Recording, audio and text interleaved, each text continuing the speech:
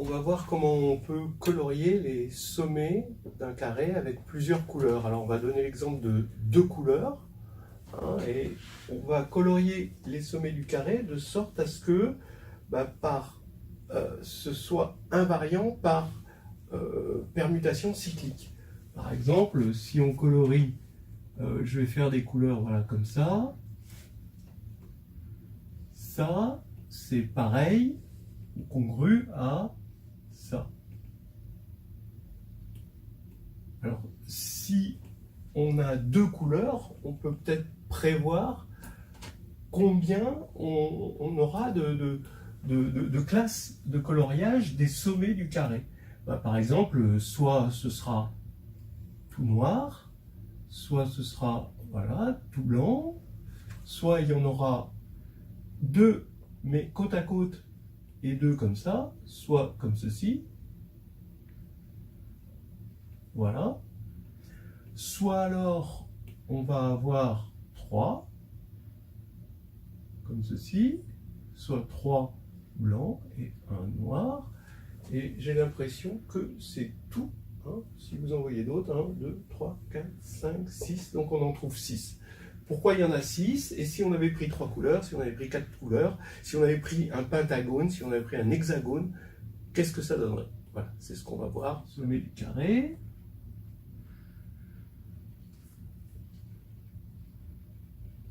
Et une application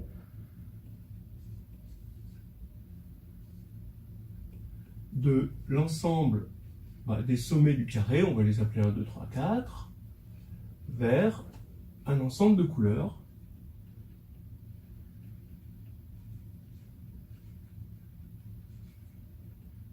K. Et ici, il va y avoir deux couleurs,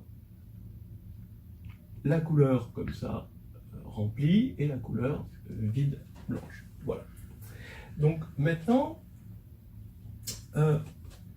on va avoir deux coloriages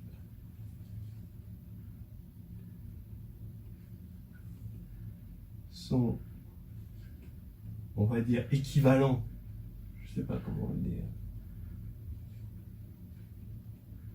par permutation cyclique.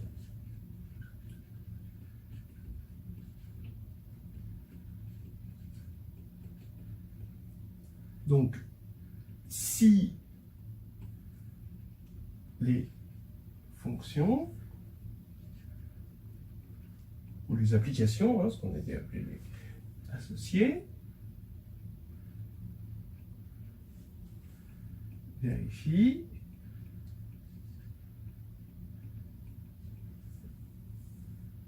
alors on va appeler f, bon, par exemple f' pour une fonction, pour un certain coloriage, et f pour une autre, et f rond c, f' égale f rond c, pour tout cycle,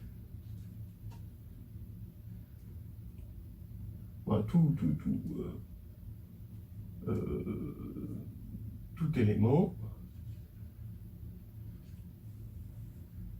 du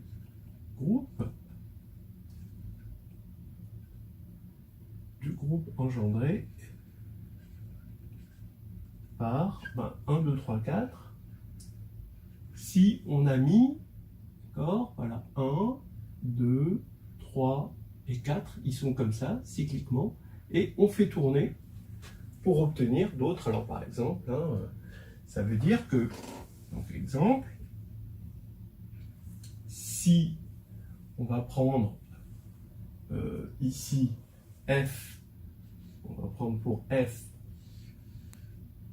1, 2, 3, 4, et ici on va colorier comme ceci. Donc ici on va prendre lui, 1, ça va vers ça, 2 vers ça, 3, 4 vers ça, d'accord? Maintenant, on va prendre le même coloriage. Si on fait F rond C, et puis on regarde, alors maintenant, donc on va prendre pour C1, 1 il va aller vers 2,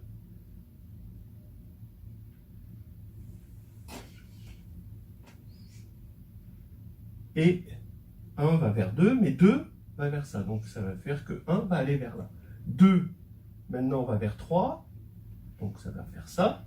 Et maintenant, 3 va vers 4, 4 qui va vers lui, et donc on va avoir ce coloriage-là, c'est-à-dire qu'on va avoir 1, 2, 3, 4, qui va être congru à 1, 2, 3, 4, qui correspond au fait que l'on a, je ne me suis pas trompé, 1, 2, oui, je me suis trompé, 3, 4, qui fait qu'on a tourné, mais dans l'autre sens ici. Voilà. Cela veut dire qu'on cherche, on a un groupe, qui est un groupe cyclique, on va appeler G, qui est engendré par C, c'est-à-dire que, qu'est-ce qu'il y a dedans? Il y a l'élément neutre, il y a 1, 2, 3, 4, il y a le carré de 1, 2, 3, 4, donc 1, 3, 2, 4, vous voyez que c'est plus un cas de cycle, et il va y avoir le cube qui est aussi l'inverse, donc ça va être, on peut l'écrire 1, 4, 3, 2, voilà. Donc ça, c'est toutes les rotations cycliques du carré. G agit sur ce qu'on va appeler l'ensemble des fonctions. Donc ça, c'est les fonctions, applications de 1, 2, 3, 4 vers les deux couleurs. Voilà. L'action, donc c'est G sur la fonction, c'est F rond. Alors, pour une raison technique, on est obligé de mettre G-1 pour que ce soit une vraie action à gauche.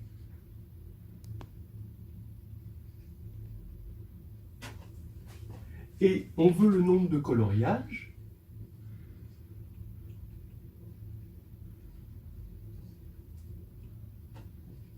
C'est-à-dire le nombre de classes de congruence. Ici, par exemple, lui, on a vu qu'il était congru à lui. Donc, on veut exactement le nombre de congruences et on sait qu'on va trouver normalement 6, si on n'en a pas oublié ici. On devrait trouver 6. Donc, par nombre de coloriages, modulo congruence. Modulo congruence. Voilà. Donc, on devrait en trouver 6. Voilà, c'est ça le but du jeu. Qu'est-ce qu'on a maintenant? Notre outil, ça va être la formule de Burnside.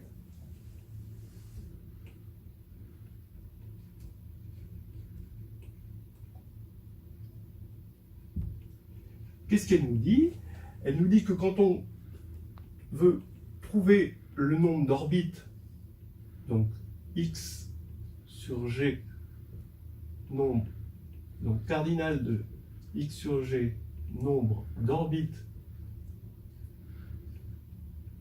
pour l'action d'un groupe, c'est-à-dire exactement ce que l'on veut ici, c'est-à-dire le nombre de classes de coloriage, puisqu'on a vu que ces classes provenaient de l'action d'un groupe, eh bien, c'est égal à x sur g, c'est la moyenne. Donc, on va diviser par le cardinal de g, ici ça va être 4. Et ici, on va regarder le nombre d'invariants pour tout g. Voilà. Ça, c'est le cardinal, hein. Et ça, c'est le nombre de x dans grand X, tel que g.x égale petit x. Voilà la formule. Maintenant, ce qu'on va faire, ça semble très proche, mais il y a quand même une petite difficulté, c'est de calculer cet élément-là. Et on va essayer de l'interpréter. Donc ici, on va regarder qu'est-ce que xg. En fait, ce n'est pas tout à fait x, c'est f, ici. Et c'est ça toute la difficulté, c'est que ici, on va avoir f, c'est l'ensemble des fonctions qui vont aller de, lui je vais lui donner un nom, hein, je vais l'appeler E, qui vont aller de E dans lui, je l'appelle K, de E dans K, tel que f rond G est égal à f. C'est ça la définition, puisqu'il faut que ce soit stable par G. Alors maintenant, qu'est-ce que ça veut dire? Eh bien, si f rond G est égal à f, alors donc f rond G égale f, ça implique que f rond G2 est égal à f en composant par G à droite. Et par récurrence, que f rond G k est égal à f, quel que soit k dans n, on va dire dans n étoiles. Maintenant, on vérifie que ça, c'est vrai aussi. Donc, f rond G égale f, ça implique que f est égal à f rond G-1. Et par récurrence, si je veux mieux, et par récurrence que f rond Gk est égal à f, quel que soit k appartenant à z à la fin. D'accord? Ici, ça va être vrai pour le négatif. On le vérifie pour 0. C'est évident pour 0, parce que quand on va prendre 0 ici, on aura l'identité, et c'est f égale f. Donc, on a ceci pour trouver. Donc, moralité, conclusion.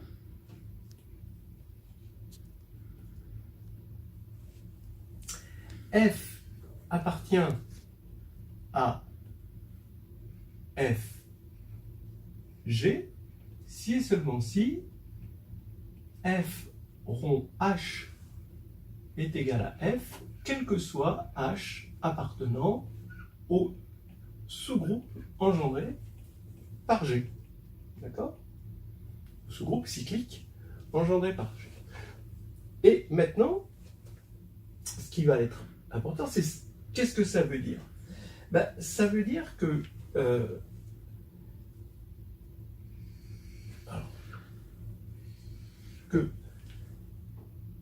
quand on va regarder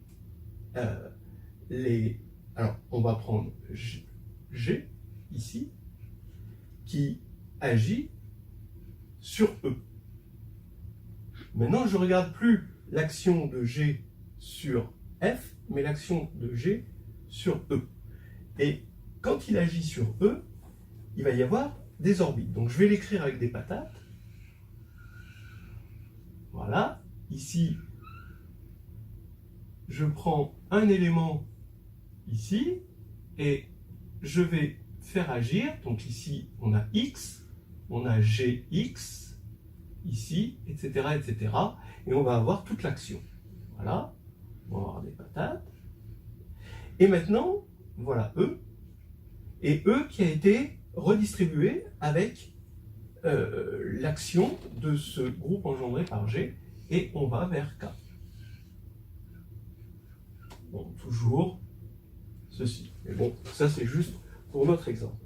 Et le fait que l'on ait ceci va faire que tous ces éléments qui sont dans la même patate, dans la même orbite, une fois qu'on a choisi l'image d'un élément, eh bien, les autres vont devoir suivre parce qu'ils ont exactement tous la même image. Là, ici, lui, si par exemple, un de ceux-là, on décide qu'il aille vers là, ben lui, il n'a pas de choix et il va vers ça. Voilà, ça c'est quelque chose qui est fondamental et qui va nous aider à comprendre la formule qui suit. Je vais faire le point sur ce qu'on a vu, et peut-être en le disant d'une façon un petit peu différente, ça éclairera tous les gens qui étaient peut-être un peu perdus quelque part.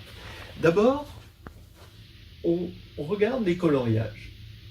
Mais on regarde ces coloriages qu'on appelle F parce qu'on les a identifiés à des fonctions. Mais en fait, on veut regarder ces coloriages et on veut pouvoir dire que c'est le même coloriage quand on les permute cycliquement. Et donc, on veut comprendre ceci. Maintenant, il n'y a pas que F, il y a aussi un ensemble E. L'ensemble E, ce n'est pas les coloriages, c'est les objets qu'on colorie. Et en fait, tout part du fait qu'il y a une action de E, de G sur E. Et donc, on a aussi une action de tous les sous-groupes ici de G sur E, et on va regarder ici les orbites de ces sous-groupes cycliques sur E. C'est exactement cet ensemble-là qu'on a, qui est, donc ça c'est l'ensemble E, et ça c'est l'ensemble des orbites sous G. Alors, qu'est-ce qui se passe exactement? C'est que on va appliquer la formule de Burnside ici. Ici, elle passe par cette formule-là qu'on veut comprendre. Et maintenant, on a vu que dire que f rond G est égal à f, ça revient à dire que f rond G2 est égal à f, f rond G3 est égal à f, ça c'est facile, f rond G-1 est égal à f rond G-2, bah, du coup est égal à f rond G-1, qui était encore égal à f. Donc, on a f rond K qui est égal à f pour tout k dans Z. Donc, f rond H est égal à f. Alors maintenant, je rajoute un petit quelque chose, c'est que f, maintenant, ça veut dire, j'interprète ça comme f de h de x est égal à f de x. Et h de x, en fait, c'est h.x. D'accord? Donc, je l'écris comme ça. Et c'est pour ça que, à chaque fois, donc je prends x, j'ai une image, je compose par g, je compose par g2, je compose par g puissance k, et j'ai toujours la même image à cause de cette formule-là. D'accord? Réciproquement, si j'ai effectivement,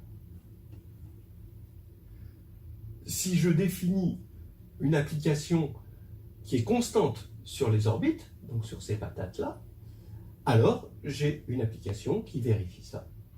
Et si elle vérifie ça, elle vérifie que f rond G, k égale f, et en particulier pour k égale 1, je vais avoir f rond G égale f, et j'aurai une application qui est invariante, donc un coloriage invariant.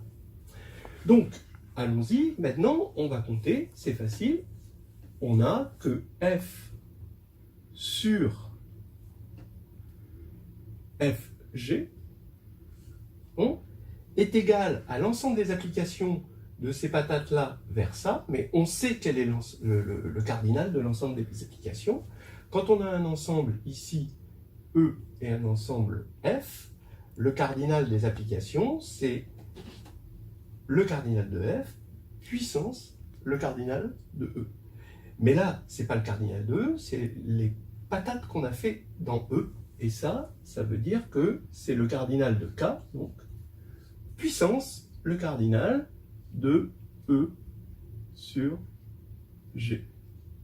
Et cette formule est intéressante parce que autant l'action de G sur F, elle est ambiguë, autant l'action de G sur E, elle est plus simple à comprendre. Donc, on a ici, on vient de voir qu'on pouvait calculer ça parce qu'on connaît le nombre d'applications. Par exemple, ici, on a 4 patates, et ici, on a 2 éléments.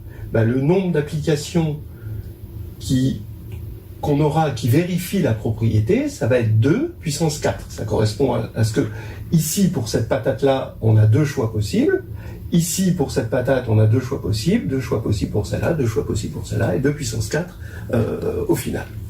Donc, voilà l'explication pour cela. Alors maintenant, il n'y a plus qu'à comprendre ça, et ensuite à faire la moyenne. Alors, on a vu qu'on connaissait tous ces éléments, on les a vus par leur petit nom, et maintenant on va regarder, pour G égale E, on va regarder élément par élément. Donc G égale E. G égale E, qu'est-ce qui va se passer? On va regarder notre ensemble grand E, et on va regarder les orbites. Vous avez 1, 2, 3, 4, vous le savez, l'identité laisse fixe tout le monde. Donc les patates, ce sont ces patates-là. Et comme ici, on va vers 2 éléments, on va avoir FG, on va trouver 2 puissance 4. D'accord? Maintenant, on va prendre G égale 1, 2, 3, 4. Alors là, 1 il est dans la même orbite que 2, qui est dans la même orbite que 3, qui est dans la même orbite que 4. Donc, en fait, on n'a plus qu'une seule orbite. Et donc, on a le choix, ici, entre deux éléments, et ça va faire 2 puissance 1. Maintenant, on va prendre G au carré. Alors, G au carré, je vous rappelle que G égale, donc ici, pas G au, on va prendre le carré de celui-ci, donc 1 va vers 2 qui va vers 3, donc ça va faire 1 vers 3, et là 3 vers 4. 2 vers 4. Pardon. Donc ici, ben 1 va être dans la même orbite que 3. D'accord? Vous prenez 1, vous faites G de 1, ça fait 3, et G de 3, ça fait 1. Donc on a une orbite comme ça, et ensuite vous avez 2 et 4. Donc, vous allez avoir 2 orbites, et donc ça va faire 2, ce 2-là, puissance 2, qui correspond à ces 2 patates. Et le dernier, ben, en fait, c'était, on a dit 1, 4, 3, 2, ben, c'est pareil que 1, 2, 3, 4, puisque c'est un 4 cycles, et 1 va être dans la même orbite que 4, qui va être dans la même orbite que 3, qui va être dans la même orbite que 2. En fait, au final, on n'a qu'une seule orbite, et donc on va avoir exactement pareil, ici, 2 puissance 1. C'est maintenant où il y a du suspense, parce qu'on va voir qu'il faut retrouver 6 éléments en faisant la moyenne.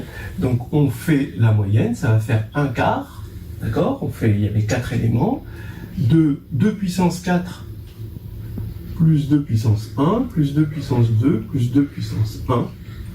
Alors, ça fait 16, 16 et 2, 18, 18 et 4, 22, 22 et 2, 24, 24 divisé par 4, et ça fait 6 qu'on a ici, et c'est ce qu'on a fait ici est complètement général. Et toute l'idée vient du fait que on applique la formule de Burnside pour x égale f, qui nous ramène à des g, un petit g invariant sur f, mais ça c'est difficile, parce que c'est des fonctions quand même, des fonctions c'est un peu abstrait, mais du coup, on se ramène à E. Et ça, c'est concret parce que E, c'est l'ensemble des sommets de mon carré. Voilà. Et là, on a cette formule. Maintenant, le cardinal de K, c'est pas grave. Si on voulait 3 couleurs, ben, il n'y aurait plus qu'à faire 1 sur 4, 3 puissance 4, plus 3 puissance 1, plus 3 puissance 2, plus 3 puissance 1. Et là, vous voyez, ça ferait, alors on peut le faire de tête, je pense, 81, plus 3, bah, ça va faire 84. 84 et 9, 93. Là, 96, d'accord? Et paf, c'est divisible par 4, puisque ça va faire 24. Donc il va y avoir 24 coloriages à 3 couleurs. Et c'est toujours un petit miracle d'avoir cette divisibilité. Mais maintenant, on peut se poser la question, et il me faudrait un chiffon, c'est bon. Qu'est-ce qui se passe si, au lieu d'un carré, on avait, par exemple, un hexagone? Ben, ce serait exactement pareil, mais ça vaut le coup quand même de le regarder. Si on a un hexagone qu'on veut colorier. Alors, pareil, on va faire 1, 2, 3, 4, 5, 6. On veut le tourner par des rotations. Donc, qu'est-ce qu'on va avoir comme groupe? On va avoir l'identité. 1, 2, 3, 4, 5, 6. Après, on va prendre le carré. Alors, quand on va faire un carré, ça va faire 1, 3, 5, 2, 4, 6. Après, le cube, bah, ça va faire 1, 4, 4, 1. 2, 5, 3, 6. Après, on va prendre puissance 4. Alors là, ça va faire 1, 5. Pardon. 1, 5, 5, 1, 2, 3, 2. C'est ça, je ne me suis pas trompé. 1, 3, 4. 1, 2, 3, 4. Donc c'est 3. Et 1, 2, 3, 4. On retombe sur 1. Et pour l'autre, ça va faire 2, 6, 4. Voilà. Et puis après, on va faire 1, 6. Et là, 6, forcément 5, 4, 3, 2, 1. Et voilà, notre groupe des rotations a 6 éléments. C'est un groupe cyclique. Je vous rappelle que ça, c'est Z sur 6z. Alors, qu'est-ce que ça va nous donner? Eh bien, maintenant vous avez compris, hein, probablement, que quand on va agir sur ces éléments, c'est un petit peu comme s'il agissait sur lui-même, hein, parce que c'est comme si le groupe agissait sur lui-même. Ici, on avait 1, 2, 3, 4. Là, ici, on a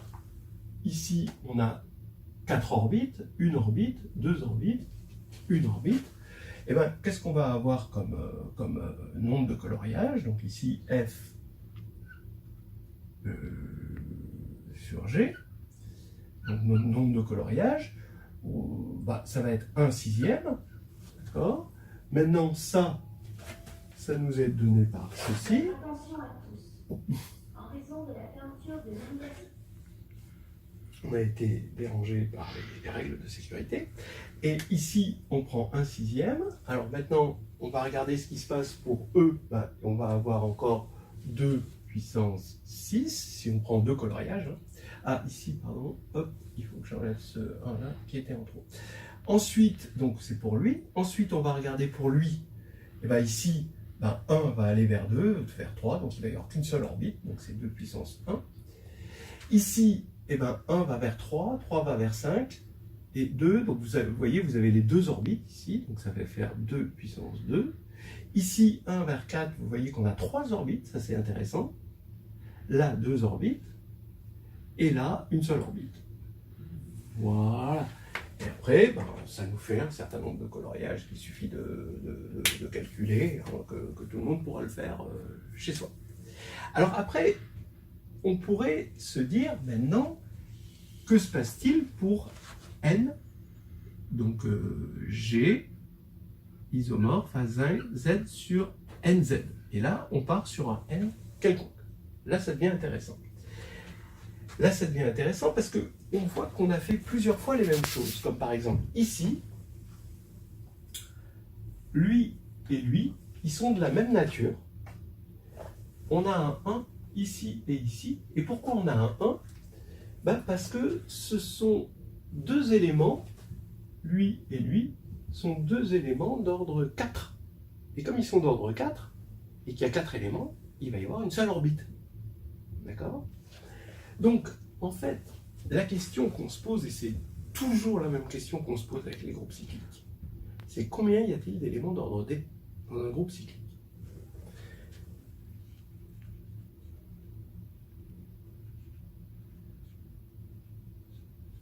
Et là, ces éléments d'ordre D, eh bien, si D ne divise pas N, il y en a 0, évidemment, c'est Lagrange. Si D divise N, alors pour un groupe cyclique, il y en a, la réponse c'est phi de D, où phi c'est l'indicatrice de l'air.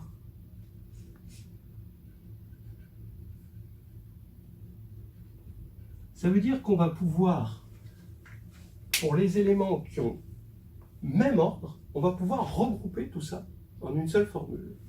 Ce qui veut dire que maintenant, notre F sur G, ça va être 1 sur N, puisque le cardinal de G est N, c'est Z sur NZ, et on va avoir une somme à chaque fois pour les D qui divisent N. Donc on regroupe les éléments petits g qui sont là-dedans, on les regroupe par leur ordre, et à chaque fois qu'ils vont avoir un certain ordre, eh ben, le nombre d'orbites, vous voyez, il y a l'ordre, comme ça, ils ont tous le même ordre, tout ça, ça va être la même taille, et donc le cardinal de nombre de patates qu'on va avoir, c'est le cardinal de E divisé par la taille, c'est-à-dire divisé par l'ordre. Donc ici, on va avoir notre K, alors K, c'est le nombre de couleurs, hein, c'est le cardinal de K, fois, ici, N sur D, ça c'est l'ordre de G, et combien il y a de G qui vont vérifier ça? Exactement, phi de D. Alors on voit ici par exemple que, ici on avait un élément d'ordre 1, c'est pour ça qu'on a phi de 1 égale 1. Ici, on regarde, ça c'est les éléments d'ordre 6, d'accord? Ça c'est les éléments d'ordre 6, il y en a 2, oui, phi de 6, on sait que c'est égal à 2. phi, ça c'est les éléments d'ordre 3, d'accord? C'est les éléments d'ordre 3 que l'on voit ici et ici, voilà. Ces éléments d'ordre 3, bah oui, on sait que phi de 3 égale 2, c'est pour ça qu'il y en a 2 ici, et phi de 2, c'est égal à 1, donc il n'y a qu'un seul élément d'ordre 2, c'est lui, et il est là, d'accord? Donc c'est une formule qu'on a complètement générale sur le collier de perles. Voilà. J'ai eu des questions d'internautes qui me disent le collier de perles, c'est bien beau, on le tourne, mais si on le symétrise, qu'est-ce que ça donne? Alors, bah oui, très bonne question. C'est plus qu'une question d'internaute, c'est carrément une question de jury. Question typique, c'est ce qui vient après. Parce que qu'est-ce qu'on a fait? On a classé ici les coloriages de sommets de carrés, ici en 2 couleurs, de sorte à ce que, par exemple, si on veut colorier avec un seul noir et 3 blancs, ici, d'accord? Alors on aurait pu le faire comme ça, mais ce coloriage-là et ce coloriage-là sont les mêmes parce qu'on peut, en tournant, passer de l'un à l'autre. Maintenant, on a le droit de faire quoi? On a le droit de tourner. Et ces représentants de coloriage, on ne peut pas passer de l'un à l'autre en tournant. Alors maintenant, on s'autorise maintenant à utiliser d'autres isométries du carré. On sait que parmi les isométries du carré, il y a les rotations, d'accord? Et il y a aussi les symétries, parce qu'il y a des axes, d'accord, des médianes, et puis des diagonales. Alors des médianes qu'on appellera des bimédianes tout à l'heure, et puis des diagonales. Et on se rend compte ici qu'on ne s'est pas servi de ces symétries-là. On ne s'est pas autorisé à se servir de ça. Alors, regardez, on ne peut pas obtenir un élément à partir d'un autre et d'une symétrie. Je vous laisse vous en convaincre, d'accord? Par exemple, en symétrisant celui-ci, alors on sait qu'on ne pouvait pas tourner de sorte à aller de là vers là, mais on ne peut pas symétriser non plus pour aller de là vers là. Ceux-là, ils seront toujours adjacents et ceux-là, ils seront toujours opposés. Il n'y a pas de... Voilà. Donc, ce qu'il faut faire, là où ça devient intéressant, c'est de passer, toujours en restant sur le carré, à 3 couleurs. Alors, 3 couleurs, avec 3 couleurs. Alors, je vais faire le blanc, le noir et puis la croix. Donc ici, qu'est-ce qui se passe si j'ai 3 couleurs? Regardez, je vais pouvoir, donc là, c'est avec une seule couleur, parmi 3.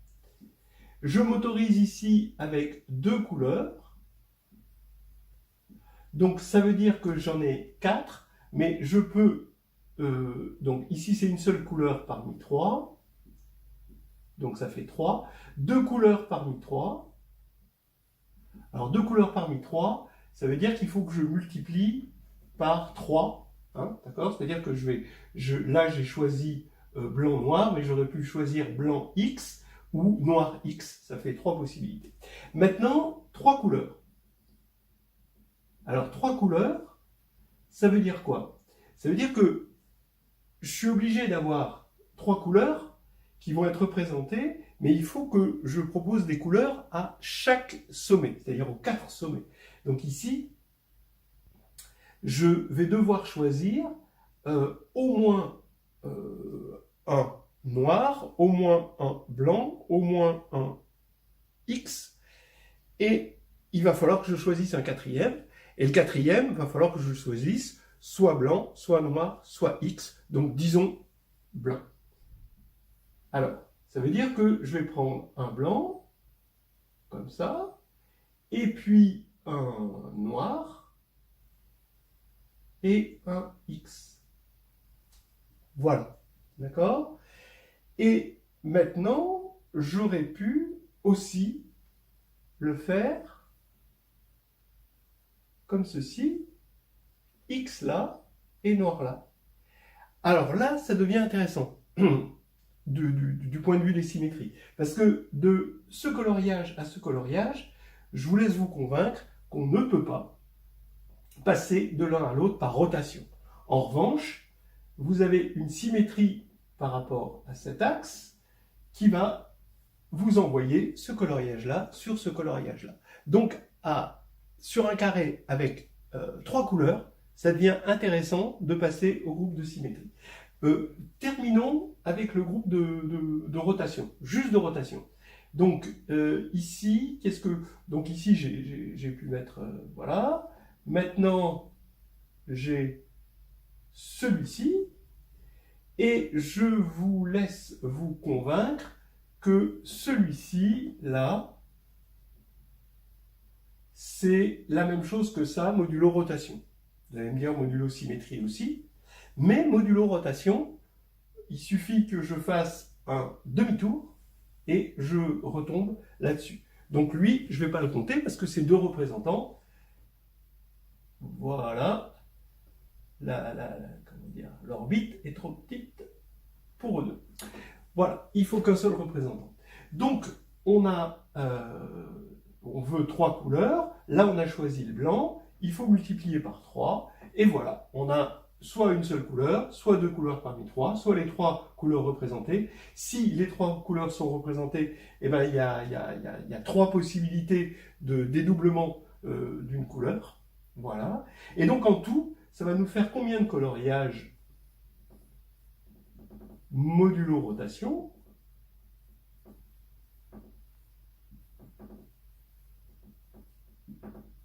Eh bien, 3 pour une seule couleur, plus 1, 2, 3, 4 fois 3 pour 2 couleurs, plus 3 fois 3. Et donc, je vous laisse vous convaincre que, je vais essayer de m'en convaincre aussi, que ça fait 24. Voilà. Donc, il y a 24 coloriages, ici, modulo rotation. Mais maintenant, si on avait pris les coloriages modulo rotation et symétrie,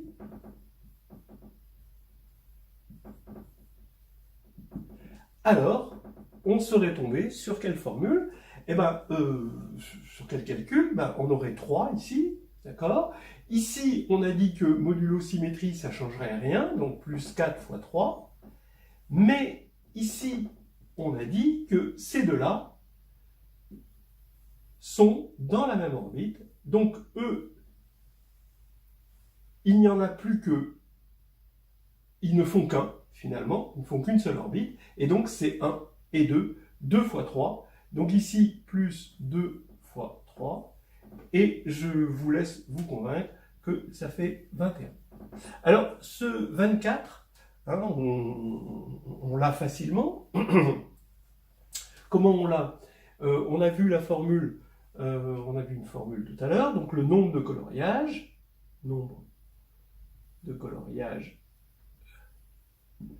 modulo rotation.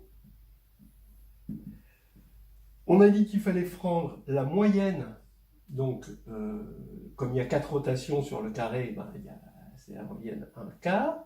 Et puis ensuite on avait dit qu'il y avait, donc là ça c'est le nombre de couleurs, 3 puissance 4, donc ça correspond à l'élément neutre. Ensuite vous allez avoir donc l'identité si vous voulez, au niveau rotation. Ensuite, vous allez avoir moins l'identité, qui envoie, donc c'est le retournement, qui a 2 orbites, et donc il faut faire 4 divisé par les 2 orbites. Ensuite, vous avez les rotations, d'ordre 4, qui n'ont qu'une seule orbite. Donc il faut faire 3 puissance 1. Et ici, 3 puissance 1. Donc là, 4 orbites pour l'identité, 2 orbites pour mon identité et une orbite chacune pour les rotations d'ordre 4. Donc R et R-1. Voilà. Donc ça, je vous laisse vous convaincre que ça fait 81, 89, 90, 90 et 6, 96, divisé par 4, ça fait bien 24, comme c'était attendu. Voilà, on va regarder le groupe des isométries du carré.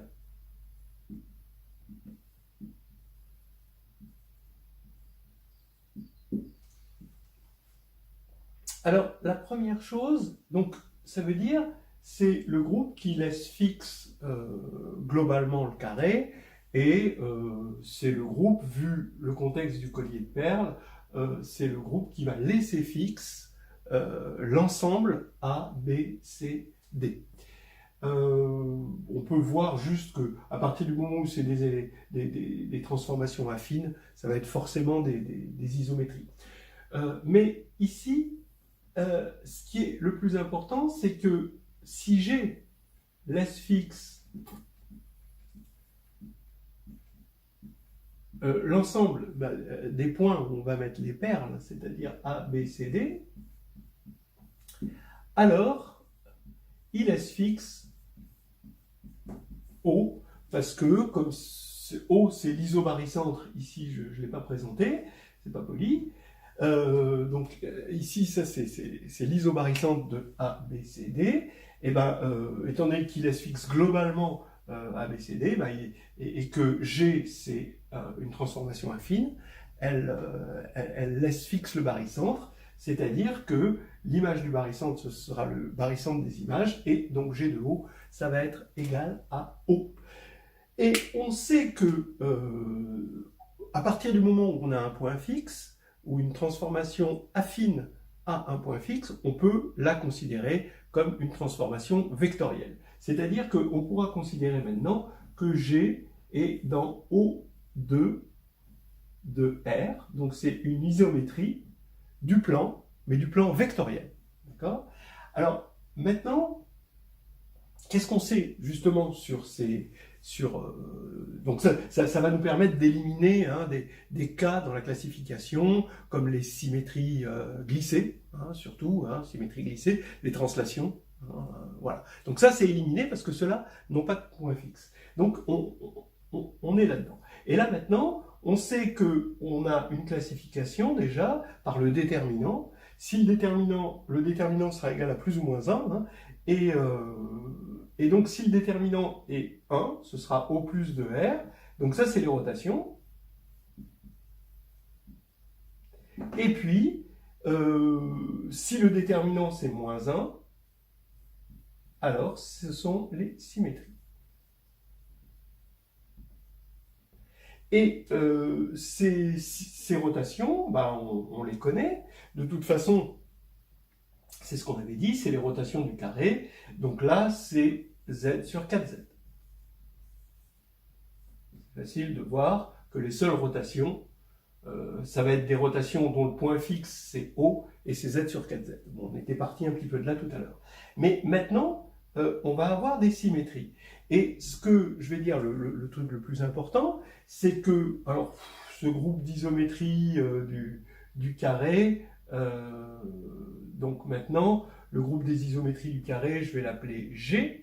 G, donc, il va être réunion de G+, et G-, où G+, c'est l'intersection avec O+, G-, c'est l'intersection avec O-. Et donc, G+, ça, c'est isomorphe à Z sur 4Z, c'est engendré par la rotation d'angle pi sur 2, ici. Et maintenant, quelle est la description de ce G-? Alors, G-, qu'est-ce que c'est? Ce que je vais dire, c'est que, en fait, G-, je vais choisir une symétrie, soit S, une symétrie du carré. Donc, c'est pas ça qui manque, des symétries. Je vais prendre, par exemple, cette symétrie-là, la symétrie médiane. Donc, elle va envoyer, donc je vais l'appeler S, elle envoie A en D, B en C, C en B et D en A. D'accord? Je pense que tout le monde voit bien cette symétrie. Et maintenant, je prends une autre symétrie. D'accord? Donc, c'est une symétrie de G. Ça veut dire c'est une symétrie, mais elle laisse une symétrie orthogonale, hein, mais elle laisse fixe ABCD. Donc, j'en prends une autre et je les compose. Ben, comme toutes les deux, je devrais mettre en rond. Hein. Je prends des mauvaises habitudes. Alors, comme toutes les deux, elles laissent fixe le carré, ben, la composée des deux va laisser fixe le carré, et S rond S', cette fois-ci, le déterminant, ça va être moins 1 fois moins 1, ça va être 1, donc c'est une rotation, donc ici, c'est une certaine rotation. Bon, je vais l'appeler ρ, donc c'est une puissance de R. Maintenant, ça veut dire quoi? Ça veut dire que S' appartient à SG+. D'accord? Je multiplie par S des deux côtés. Je vous rappelle qu'une symétrie, ça vérifie S carré égale identité. Et donc, ici, ça veut dire que S' diffère de S d'une rotation. Voilà, c'est exactement ce que ça veut dire. Donc, maintenant, la réciproque est claire. Si on a un élément de la forme S fois une rotation, ben, c'est forcément une symétrie et qui va laisser fixe le carré, parce que la rotation, elle laisse fixe le carré. Et donc, on va pouvoir dire la chose suivante, c'est que G est égal à G+, union G-, mais qui est SG+. Ce qui va faire exactement, ici, vous savez, ça, on l'a dit dans Compter avec les groupes, hein, ce qui est bien avec les groupes, c'est que tout est inversible, et donc, ça crée des bijections. Donc ici, il y a une bijection entre les classes, entre ce sous-groupe-là, hein, parce que c'est un sous-groupe, hein, voilà, et cette classe-là, d'accord? Et il va y avoir une bijection de multiplication par S, la réciproque, c'est multiplication par S moins 1, et donc ici, il va y avoir 4 éléments. Voilà. Donc 4 éléments plus 4 éléments, ça veut faire que le cardinal de G est égal à 8. Alors vous allez me dire, oui, on pouvait le savoir. Bah oui, c'est rassurant. C'est-à-dire qu'on a 4 symétries, une comme ceci, une comme cela, mais aussi une comme ça et une comme ça. Donc voilà nos 4 symétries. Et ça y est, maintenant on a tout. Hein. On a bien montré qu'on avait bouclé tout le truc. Alors, maintenant, eh ben, il va falloir appliquer la formule du coloriage à ce nouveau groupe. Alors, je vous dis comme il s'appelle quand même. Hein. Il a un petit nom, c'est D4. C'est ce qu'on appelle le groupe diédral. D'accord? Il y a des groupes, toute une série de groupes qui s'appellent les groupes diédraux, qui sont les groupes d'isométrie d'un n-gone régulier, et pour n égale 4, ben c'est D4. Il est donc de cardinal d'ordre 8, hein, avec un sous-groupe d'indice 2 des rotations, et ça c'est toujours vrai, et ici une classe de symétrie qui correspondent exactement aux jolies symétries du n-gone régulier, ici du carré. Très bien, donc là ici j'ai gardé le carré avec ses symétries, on imagine bien les rotations aussi, il y a les 4 rotations, les 4 symétries. La formule du coloriage dont on a parlé, qui provient de la formule de Burnside, c'est directement la formule de Burnside, mais appliquée à des coloriages. Et qu'est-ce que c'est qu'un coloriage? C'est une application qui va des 4 points ABC vers un ensemble K de couleurs. Et donc, on applique cette formule de Burnside et on avait montré que ça se ramène à des petits g invariants ici, et les petits g invariants, on avait calculé le cardinal, il faut compter les orbites sur x. X, c'est l'ensemble, ici, A, B, C, D. Il faut regarder les orbites de X sous le sous-groupe engendré par petit g. Alors, qu'est-ce que ça va donner ici? Je vous rappelle qu'on a 3 couleurs, que le groupe, c'est le groupe D4 qu'on a décrit tout à l'heure, et qu'on veut trouver ce qu'on avait trouvé tout à l'heure, c'est-à-dire 21 coloriages modulo rotation et symétrie. Donc, comment on fait? Donc ici, on va appliquer D4, on a vu qu'il était de cardinal 8. Ici, vous avez l'identité de D4, on commence par les rotations, ça on l'a déjà fait. Hein. Donc ici, on va avoir 3, c'est le nombre de couleurs. Le nombre d'orbites de l'identité, c'est 1, 2, 3, 4, hein, voilà. Ensuite, vous allez avoir moins l'identité. Donc ici, ça va faire 3 puissance combien il y a d'orbites? Il va y avoir pour moins l'identité, hein, on l'a dit, moins l'identité. Donc vous avez une orbite ici, constituée de B et D, et une constituée de A et C, hein, d'accord? Donc vous avez A et C, et puis B et D, ça fait 2 orbites, hein, d'accord? Donc 3 puissance 2. Ensuite, vous allez avoir les 2 rotations d'ordre 4, donc 2 rotations d'ordre 4, donc elles ont une seule orbite, hein, d'accord? Et puis maintenant, on attaque les symétries. C'est là où on attaque les choses intéressantes. Donc vous avez la symétrie S. Alors, je vais l'appeler, vous voyez qu'il y a 2 types de symétries, des symétries médianes et des symétries diagonales. Donc, il y a 2 symétries médianes. Donc, prenons S. L'autre, ce sera analogue. Hein. Donc, quelles sont les orbites? Les orbites de S, du groupe engendré par S, hein, je devrais dire, du sous-groupe engendré par S, vous avez AD, c'est une seule orbite, et vous avez BC, c'est une autre orbite. Voilà. Donc ici, vous allez avoir 2 orbites pour ce 2-là qui correspond aux 2 médianes. Maintenant, vous avez les symétries diagonales. Et là, les symétries diagonales, regardez bien, vous allez avoir ici, pour cette symétrie-là, B qui forme un point invariant. Donc c'est une seule orbite. D qui forme une seule orbite aussi. Et puis, par contre, AC qui va former une orbite. Voilà. Donc ici, ça va être 2, parce qu'il y a 2 diagonales, fois 3, parce qu'il y a 3 couleurs, et 3, ici, parce qu'il y a 3 orbites. Donc on est prêt à faire le calcul. Là, on avait trouvé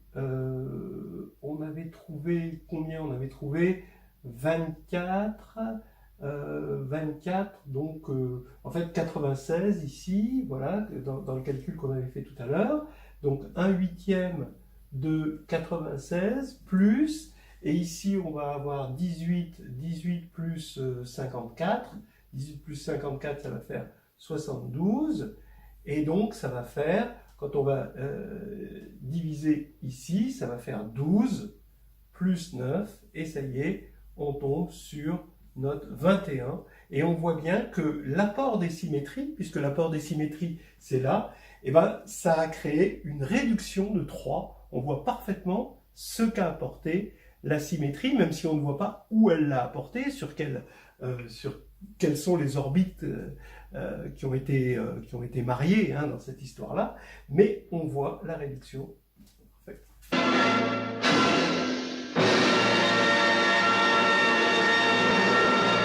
Merci messieurs, c'était très bien. Et maintenant, on a envie de généraliser, si on n'avait pas eu un carré.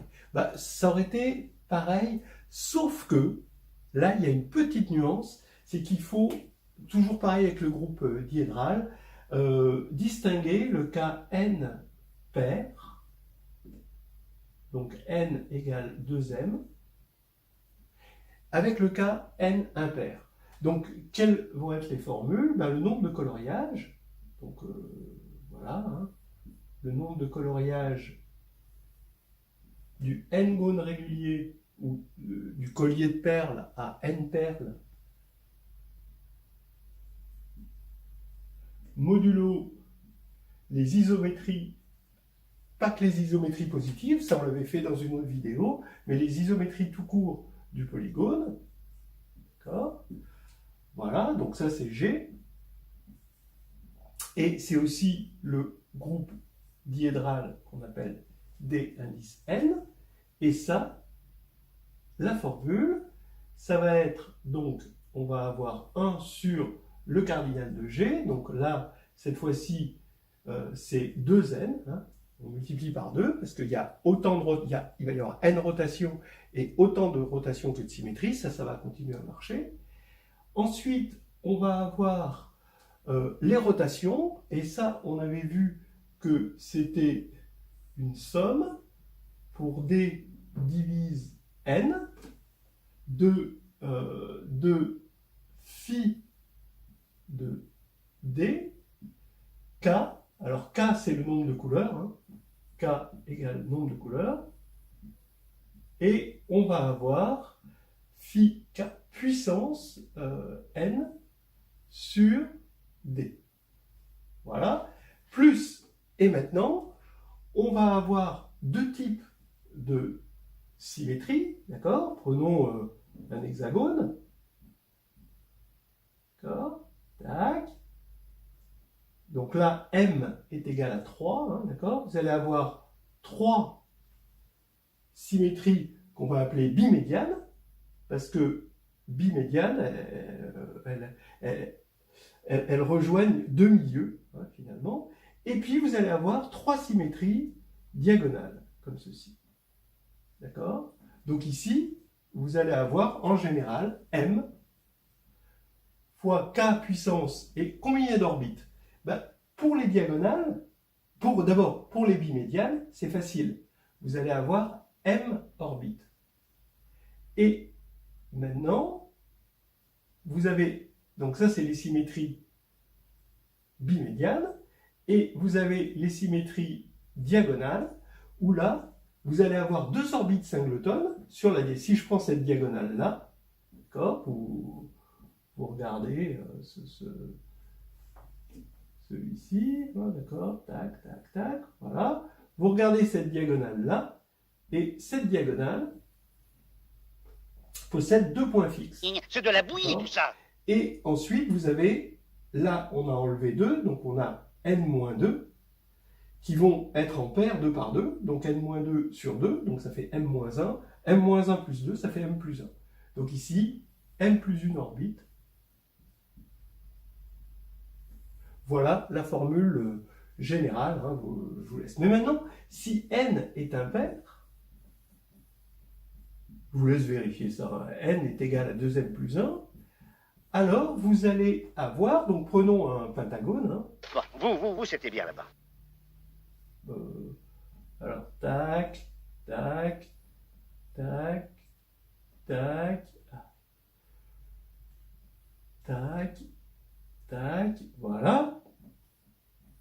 Alors, je vous laisse remarquer que des symétries, forcément, donc on s'attend donc à n symétries, mais ces n symétries correspondent à des symétries qui sont par rapport à des médianes. C'est-à-dire que c'est plus des bimédianes, ça passe par un point et un milieu. D'accord? Donc 1, 2, 3, 4, 5, voilà les 5. Donc là, cette fois-ci, la formule est en fait plus simple. Vous allez avoir ici 2n encore. Ok? Toujours pareil, somme pour d divisant n de phi de d, l'indicatrice de l'air, k puissance n sur d. Et là, cette fois-ci, toutes les symétries, donc ici je devrais l'appeler symétrie bimédiane, et ici les symétries médianes, vous allez en avoir exactement n. Voilà. Et k puissance combien? Ben, vous allez avoir qu'un seul point fixe, et le reste, vous allez avoir m orbites de 2 éléments, plus votre point fixe qui est là. Donc vous avez une orbite là, un point fixe, et en général, vous allez avoir donc m plus 1. Et voilà, la formule, elle est bouclée. C'était pas mauvais, c'était très mauvais. Voilà, exactement. Alors reprenons. Au 17. Hop!